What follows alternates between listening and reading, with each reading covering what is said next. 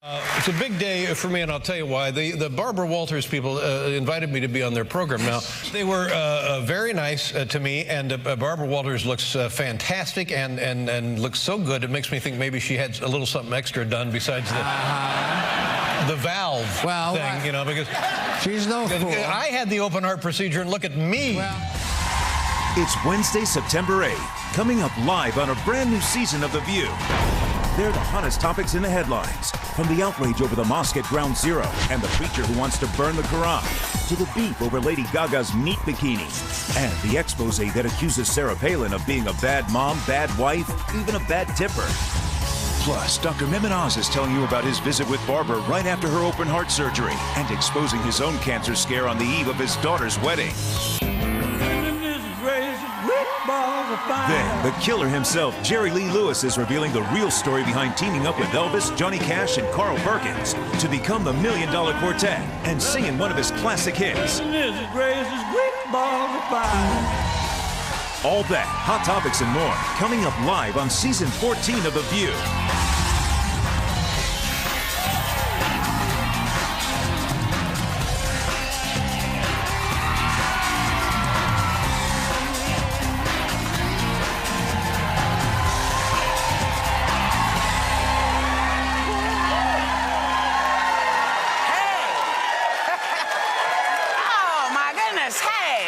To The View. Now, I have to start by asking all of you. Yeah. No, actually, I need to ask you, because I just saw the David Letterman clip as we did backstage. Yeah. What did he thought you had a little something done. Yeah, he thought that I looked so good that I had something lifted beyond my heart. Is that what he said? Yeah, you know, that may be a little... But the truth is that the good thing about this surgery, if there's anything good, is that you're not allowed to exercise for a long time, do any kind of strenuous exercise. You cannot go to the dentist, so you don't have to worry about your cavities. And you can't do anything. You can't have Botox. You're not allowed to do anything that might possibly cause an infection. So the last thing you're going to do is go in and have surgery. Now, the reason that I think I look good, and people have said this, it's because I've gained a lot of weight. How much? Like 4 pounds. Where?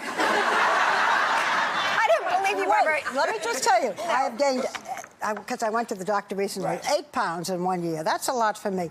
Because when I was feeling better, you know, and you don't have a lot of appetite. I didn't work out at all. No, she ate. But also, I had bologna sandwiches. I haven't had a bologna sandwich in 20 years.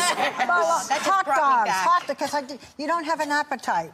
Milkshakes, chocolate ice cream. But your face is so the face looks good. You know what they say? It's either your face or your fanny, or your face or your ass. And mine is all here.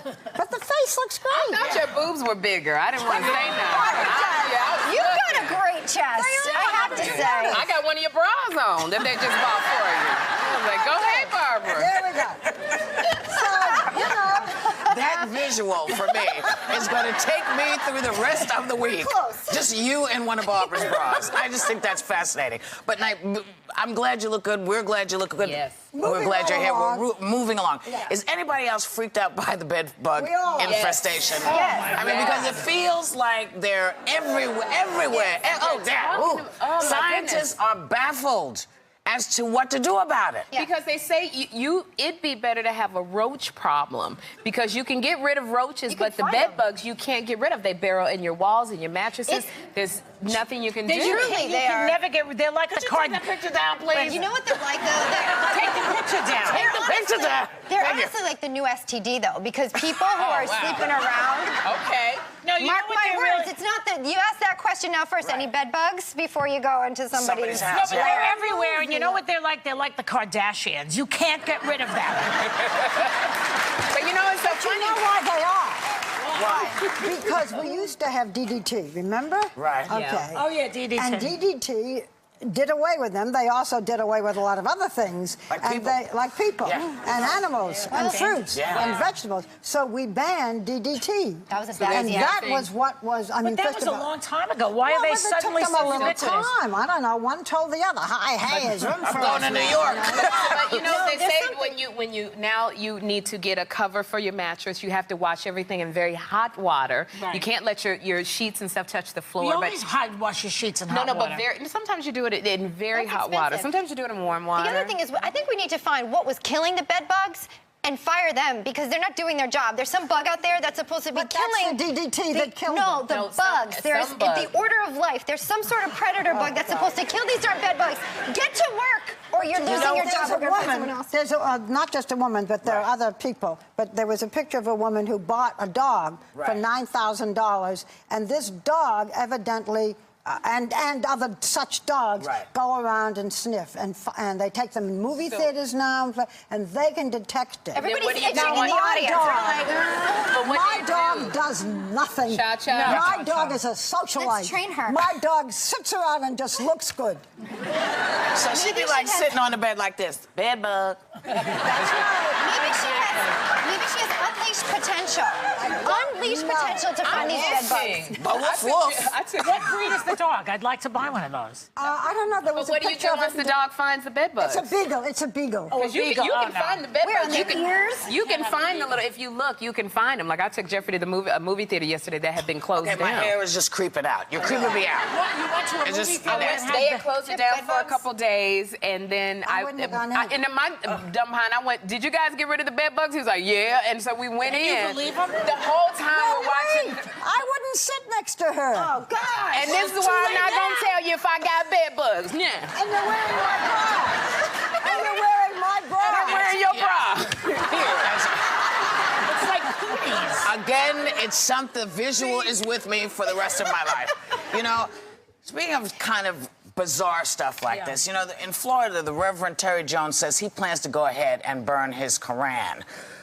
To mark the 9th anniversary of 9/11 attacks. And General Petraeus, you know, has warned that it could really put our troops in more danger by inciting violence. Of course. He says he's not going back down. Now, you know, and interestingly, Mayor Bloomberg says, listen, because we are Americans and we have the right to say what we feel and protest and do the things that we do, he has the right to do this. But I wonder, I mean, because it freaks me out whenever someone's going to burn a book.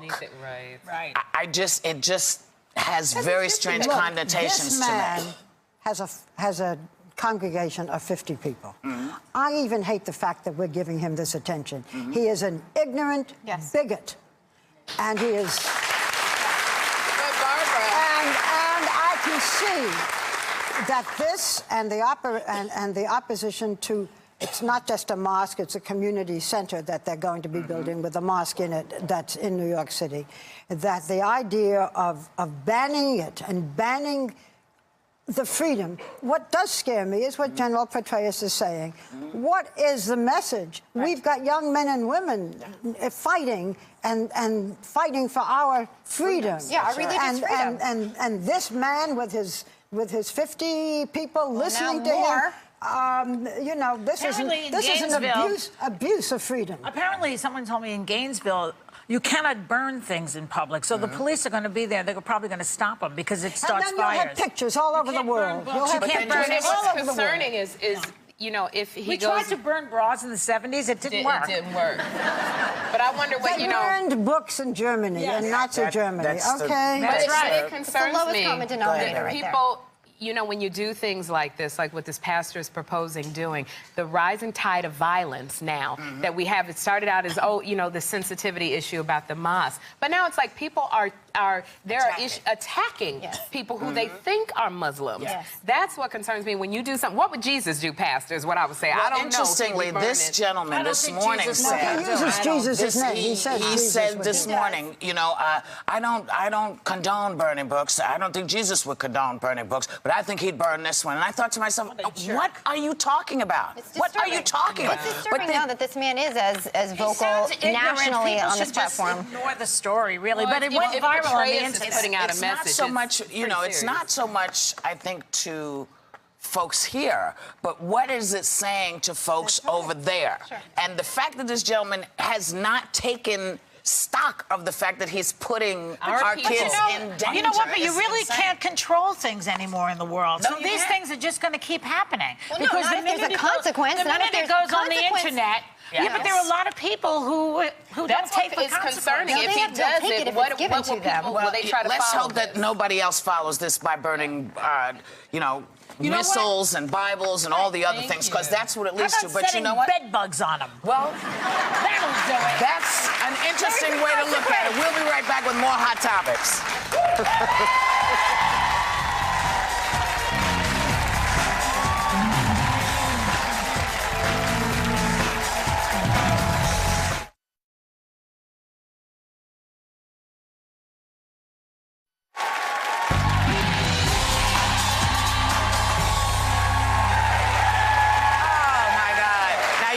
Wondering why Sherry is in a flowing gown. It's because the cast of the new season of Dancing with the Stars has been announced. Yeah. And I have to say, Sherry, I'm going to give you this list because I know you just quaking with excitement about We this. don't have to. There's some good names. Yeah, on we this don't have to list. mention everybody, but there's some great names. Bristol Palin is going to be dancing with Mark Ballas. Okay. So she's in very good hands, Bristol. Just tell me, I'm sure she's a lovely girl. Yes. Why is she a star? She's a 17-year-old who got pregnant and wasn't married. I'll tell you why. I think she's a now, star Jill? in a way because she's a 17-year-old who had a baby. Life is called the reality show. Everybody is you know, Everybody the situation. is a star. The situation. You know the situation's going to be showing off the abs. Kurt Warner from the Arizona Cardinals. Tim played with him there. Is on there. Oh, and I want to congratulate one of the former Dancing with the Stars, Niecy Nash, got engaged She to did Jay get Tucker. engaged. I don't know if she danced her jiggly parts into her wedding ring. Congratulations, girl. But I mean, Brandy Norwood is on Dancing with the Jennifer Stars. Grey, Dirty Dancing. Yes, Right? this is going to be a really... And Florence Henderson, the Brady Bunch, she is on there with Corky Ballas. I am very excited to see Florence So I Ballas. take back what I said about Bristol. I think it's a great choice. I think Bristol, you know, let's see what she does. She's got a baby to support. I'm for Bristol doing Totally, this. she She got is that. a single mom and You're she's so got to support right. her child. So we always my gosh. we always You talk gotta be about careful, this. though. You can get knocked down as well as get knocked up. This is true. Oh my God. I just hope that everybody that goes into that theater is checking for bed bugs. That's all I'm saying. Now, I have to tell you, speaking about Sarah Palin, a really unflattering Vanity Fair, expose, I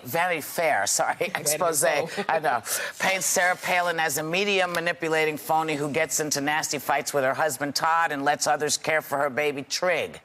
It even claims she's a lousy tipper. Now, you know, the one thing that I take offense to is, you know, letting people care for her baby Trig. We should all be in the position don't where... know if it's true. Well, that's what they're That's what they're alleging. Some friend. Because I know people say that about me. Where's Jeffrey? Where's Jeffrey?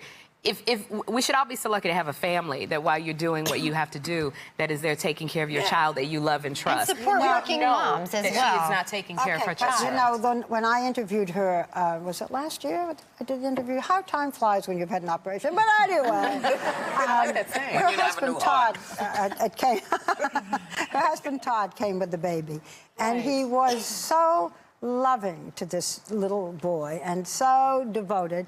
And he is, I don't think, traveling around with Sarah Palin. So I echo what you're saying. Her husband can stay home and take care of the kid. There's a... Who did the article but say that's taking care of the kid? Let's just give it a different perspective here. The writer of this article, and I'd love to say journalist, but he failed to do some research and then once given proper information, wrote the information he just wanted to. His name is aptly called Michael Joseph Gross. He already had to apologize for getting facts wrong in the second and third paragraphs of this article and trying to paint a portrait of this woman that was not accurate and indeed slamming. So anything after that, we take with the Now, grain I of hope that salt. Sarah Palin is a better tipper than what people are alleging, because that burns me up when, you know, you are in a hotel room and you leave $1 on the pillow. These people work hard. When you go out and you order food and you don't leave a tip.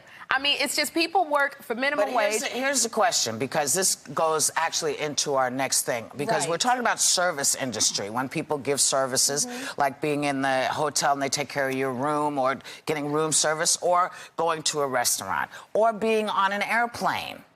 you know, recently a gentleman named Steven Slater, the JetBlue flight attendant, who quit his job by cursing out an unruly passenger, grabbed a beer and escaped down the emergency slide. Okay? They are sending him to a mental health evaluation.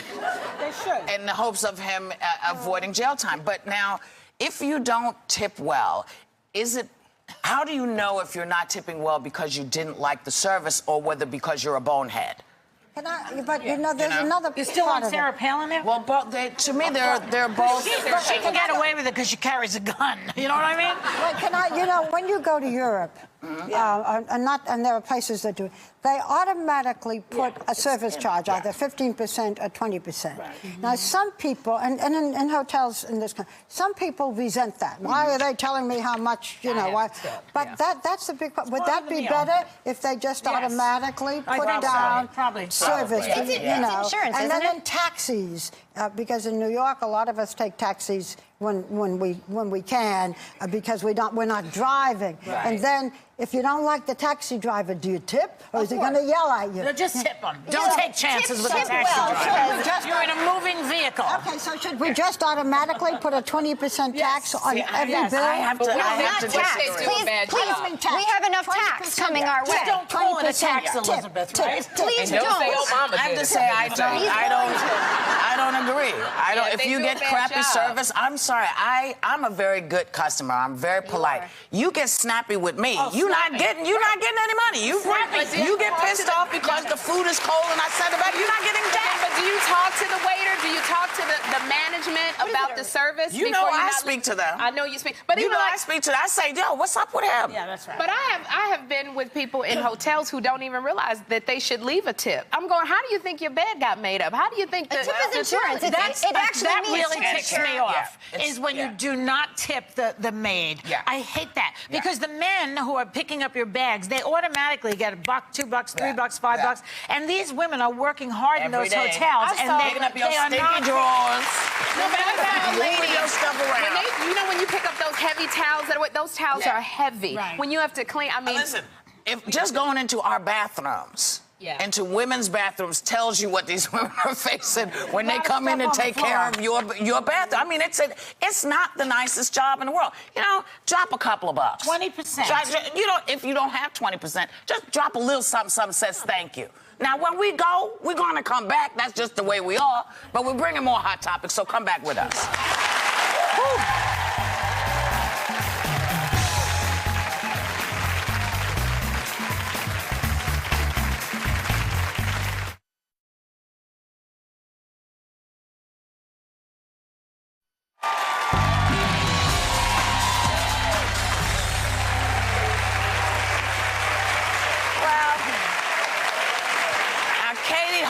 Tells People magazine that wherever she goes, her husband Tom Cruise has red roses waiting for her. Really? Maybe he wants to enroll her in the Kentucky Derby. Never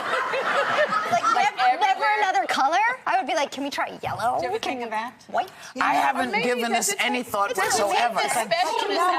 When I had my surgery, I got white lilies from Tom Cruise. Oh, that's beautiful. Because the red roses are obviously just for the wife.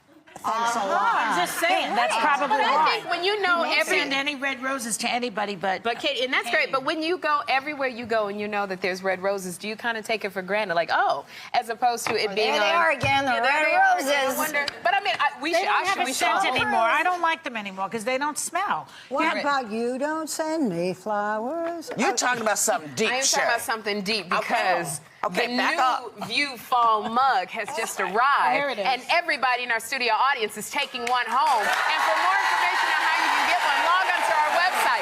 That is deep. Thank you, Whoopi. And speaking of deep, when we come back, we're coming back with Dr. Mehmet Oz.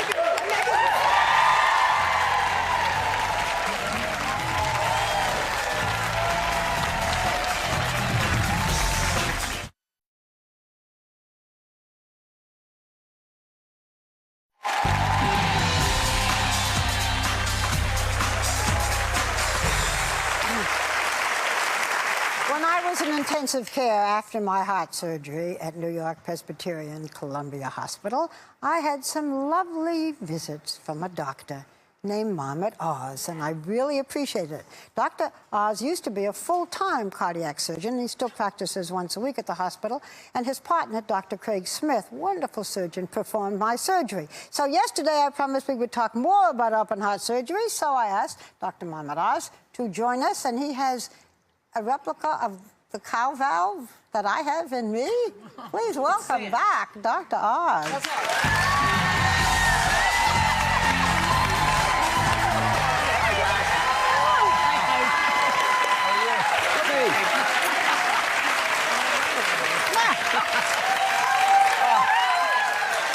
Listen, would you just reaffirm that after you've had heart surgery, you can't have face surgery, any other kind of surgery, any other kind of treatment? It's true, but you cannot fix perfection either. Oh, please. So there was no point.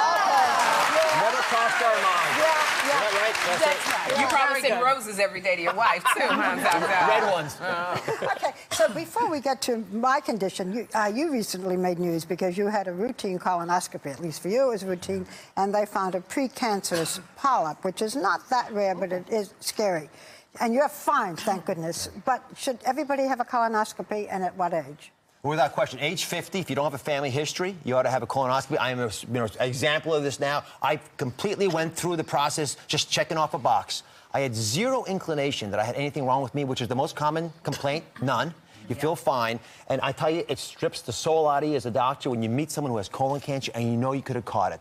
I was shocked when we found this polyp. And I don't want people out there thinking, you know, Oz does all the right things. He got a pop, why bother? The message is not that. Doing the right thing includes getting screened. And by the way, to make it really easy for everybody, we're going to put up on the View website and DrOz.com a really easy way to know your 5. There are 5 numbers I want you to know about. Colonoscopy is part of that puzzle. If you don't know those numbers, you cannot consider yourself healthy. Okay, so the reason that I'm talking about heart surgery is not just because it's me, but because, as we do know, it's a heart disease is a #1 killer of women as well as men. It may not get as serious as my valve, my aortic valve, one of 4 valves, which was getting narrow. And that's why I had mine done. But I also said that you get sawed, you really get sawed down with a saw. They put your heart in their hand, you're on a heart lung machine, and you're virtually dead.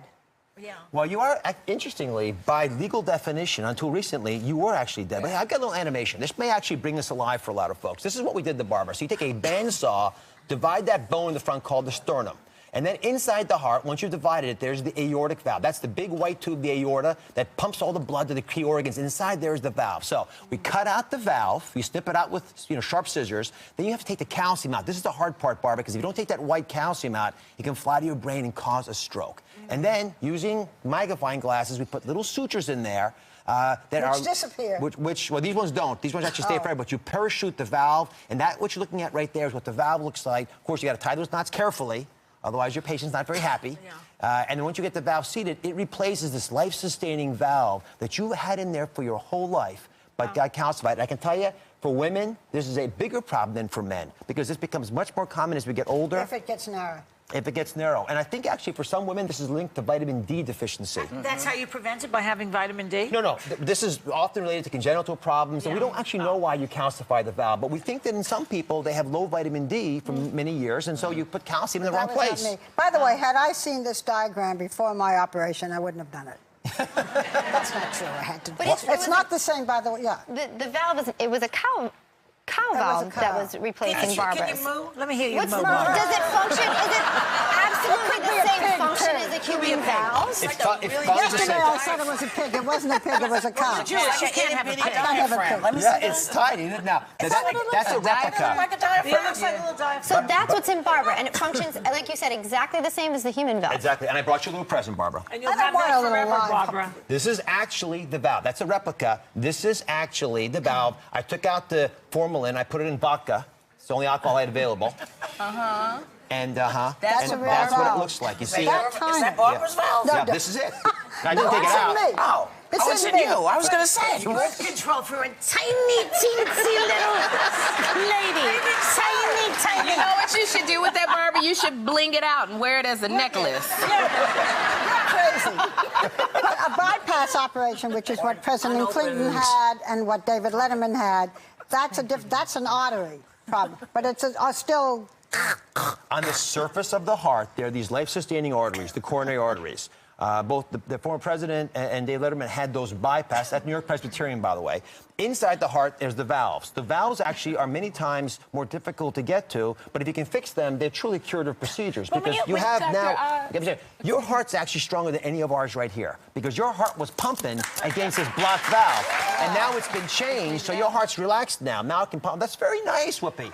But Dr. Oz, you know, Barbara, when she had her surgery, when Barbara had her surgery, I myself think that she's a demigod, because right after she had the surgery, she was walking, she was fully operational.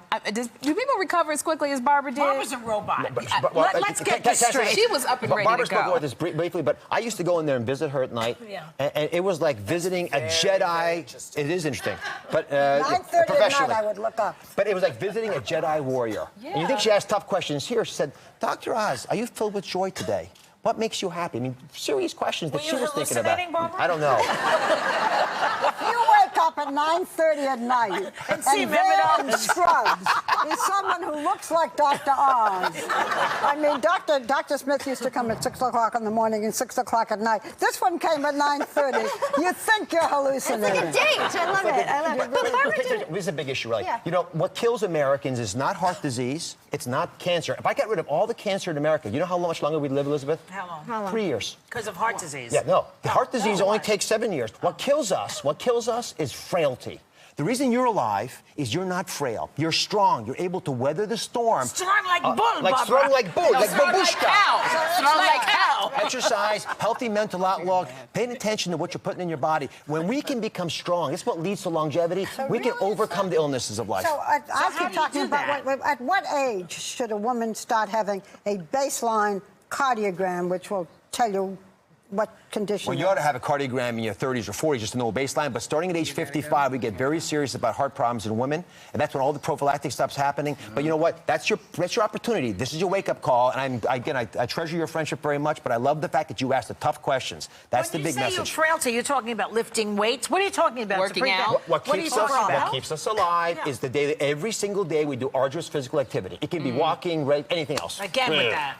But Barbara never does that, and she say she's not she frail. did keeps beforehand. moving. That's what kept her strong before surgery. She walked all the moves time. from her Whatever office it to may here. be, whatever it may be, I thank you for coming on and explaining that charming operation, but it was very important and it saved my life. And you can catch the Dr. Oz Show weekdays, whole new season, and you check your local listings. We'll be right back with Jerry Lee Lewis.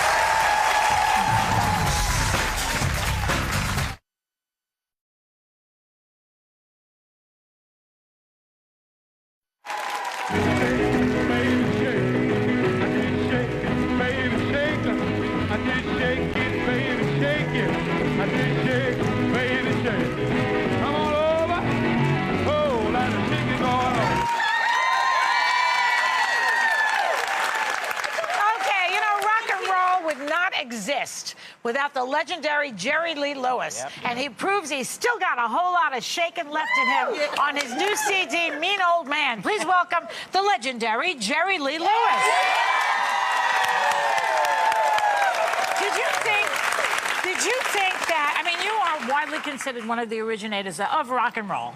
Right. Did you think that after all these years, it would still be a strong concept, that you would still be doing it? Yeah, I kind of figured that. You did? Why? How did you figure it? Well, I just figured it with my talent. Your talent was so enormous. Yeah, people still want to hear you everywhere. Right. But now there's a Broadway show, and it's called $1 Million Quartet, and it refers, to a historic night in 1956 when you, along with Elvis Presley, Johnny Cash, and Carl Perkins, all happened to meet at a place called the Sun Studio in Memphis, right? Right. And now this has been recreated on Broadway in the show. It's a great show. How did that happen, this meeting of all of you? What was the night like? I've often wondered about that myself. I happened to be there at Sun Records, and Elvis wanted to meet me. Huh. And so he drove down and was there. Yeah. And Johnny Cash happened to be strolling around. Just happened to be there. And Carl Perkins happened to be there. And Did you know it was historic? Did you say, wow, here we are, the four of us? yeah, Felt it great? was kind of You knew? weird. Yeah? And I said, yeah, Knocked you out. let's all get together and sing some songs. Yeah. What was Elvis like? Elvis was just a jewel of a person. Excellent. Now, speaking of a jewel of a person, Levi Kreis, the gentleman who won the Tony for his portrayal of you, he did a really amazing job. Have you seen the show yet? $1 Million Quartet? Have you seen it? I've seen it, yeah. You've seen it. And the kid who played you, what'd you think? I think that he's awesome. Awesome. Aren't you going to be in He's it? going to be on it Yeah. Friday night, Friday night. right? You're going to be in the They're show. putting him in there. Wow. Yeah, I don't know. You're going to do one number? Because the guy is going to be, the Tony Award winner will be there too, right? Yeah. Yeah. Oh, I yeah. want to talk to you about something else that made you famous or infamous, which you don't mind talking about. You have a wonderful daughter who is your manager. That's Yes? right. And your daughter is the child of a young woman you married in 1958 who was 13 years old. That's right. And they killed you for this. Well, how old were you at the time? Well, You were how old? I was 21 years old. You were 21 when you married her when she was Yeah. 13? Yeah. She was 13. Yeah, and she was your cousin. Second cousin. Second. So, Who's counting? yeah. This was a bad, this affected your career, didn't it, for a while? Did this affect your career, this marriage? Well, I guess it did. I never paid that much attention to it. Everybody else seemed to have. We want you to sing, though, today. right. We want No, I to just want to say that out of this marriage, Yeah. because it did cause a lot of turmoil, came this wonderful daughter who's now his manager and There you helping go. him, See? be the star All's he is. well that ends well. Life is good. So let me tell you now, hold up. Because right now, here... She's the boss. Yes, that's right. As it should be. Children should always be the boss. Here to perform Rockin' My Life Away from his new CD, Mean Old Man, the great, the fabulous Jerry Lee Lewis.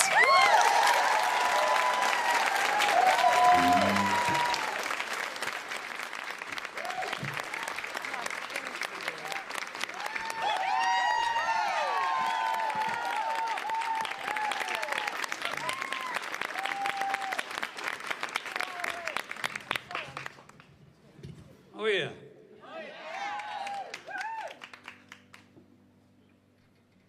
I'm going to do Rockin' My Life Away, and I'm going to dedicate it to my boy down in Hernando, Mississippi, Jerry Lee Lewis the third, and he's listening, and he'll get a kick out of this.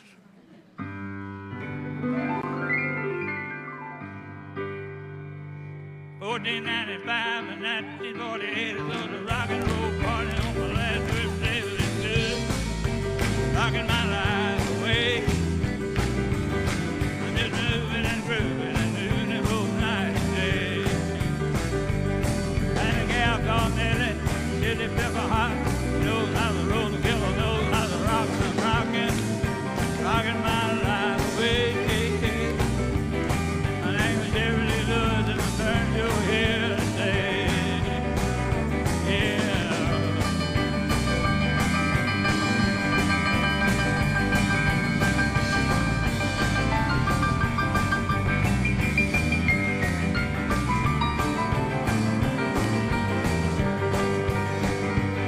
You better get that off your hump before you know just what I mean, 'cause I'm a mammy jammy fellas, I'm gonna check it on the thing and I'm rocking my life away. Yeah, I'm moving and grooving and doing it both night and day. Get in.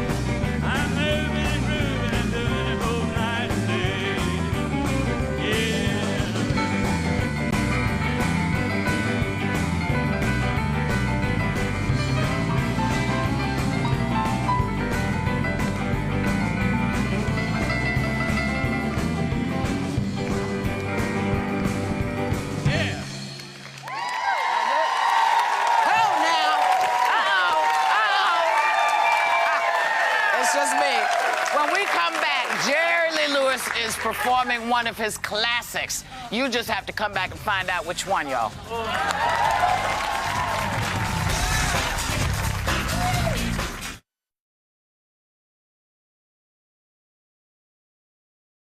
First of all, thanks to Jerry Lee Lewis. Everybody in our audience is getting a copy of his new CD. And here to perform Great Balls of Fire, please welcome back Jerry Lee Lewis.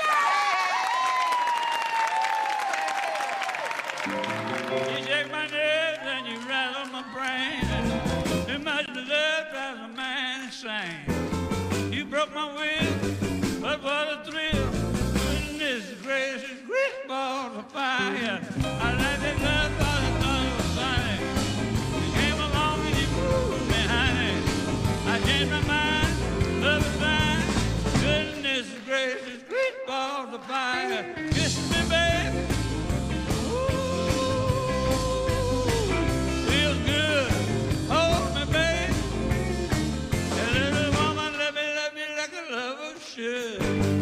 You're fine, so kind. I'm gonna tell this